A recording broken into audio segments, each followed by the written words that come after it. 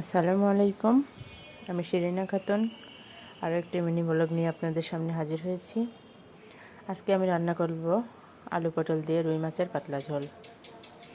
আসলে গরমের মধ্যে কোনটা খাবো আর কোনটা খাবো না এটা বাঁচতে বাঁচতে সময় শেষ। তারপর একটা বাচ্চা আছে,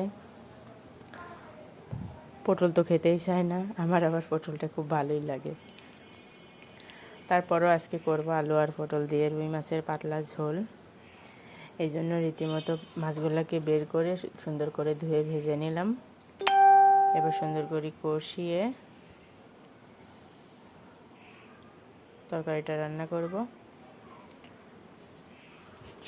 আসলে গরম মাঝখানে একটু কম ছিল, বৃষ্টি হতেছিল, আবার যেমন তেমনই শুরু হয়েছে। আসলে গ্রীষ্মকাল তো বোঝাই দিয়ে যাচ্ছে। এদিকে আগেকার মতো গ্রীষ্মকালে অত ঝড়ও হয় না, বৃষ্টিও হয় না। বৃষ্টির জন্য হাহাকার। কিশোর দিতে তো বৃষ্টি হয়ই নি এবার। আমার বাচ্চাদের পরীক্ষা, প্রথম সাময়িক পরীক্ষা 23 তারিখ থেকে শুরু হবে। আগামীকাল বৃহস্পতিবার থেকে শুরু হবে। ওকে নিয়ে একটু ব্যস্ত সময়ই কাটছে। তারপরও ভালোই আছে। অ্যাকচুয়ালি আমি মে মাস তো আমার বাচ্চাটাকে নিয়ে আমি একাই থাকি শ্বশুরবাড়িতে। আমার হাজব্যান্ড চাকরির খাতিরে একটু দূরে থাকে।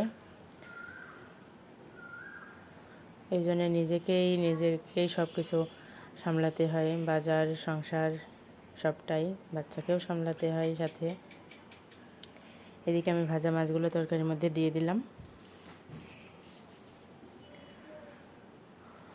আসলে একটু পাতলা পাতলা ঝোলই করব।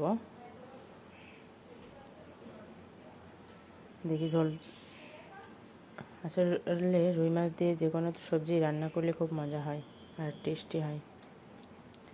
থ্যাংক ইউ সবাইকে ব্লগটা দেখার জন্য।